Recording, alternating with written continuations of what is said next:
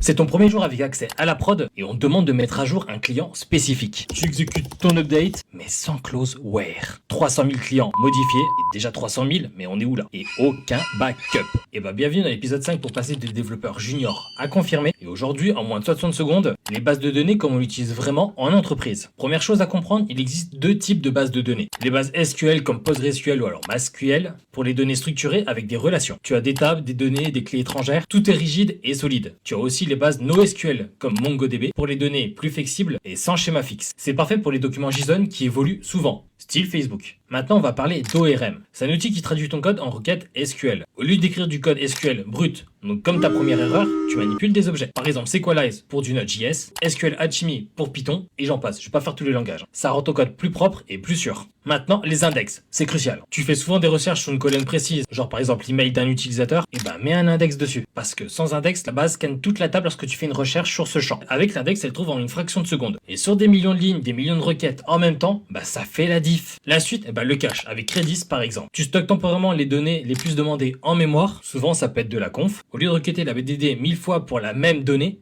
tu la sors du cache. Ça allège ta base et ça accélère ton application. Et enfin, Elasticsearch. Quand tu as des millions de documents et que tu veux faire des recherches full text ultra rapides, Elasticsearch t'indexe tout et te retourne des résultats ultra rapidement, de l'ordre de la milliseconde. Typiquement pour les moteurs de recherche, des logs, de l'analyse, de l'IoT parce que tu as des millions de données. Voilà, maintenant tu connais les bases de données en moins de 60 secondes et au prochain épisode on verra la sécurité OAS pour ne pas se faire hacker. Alors abonne-toi et à la bise des codeurs.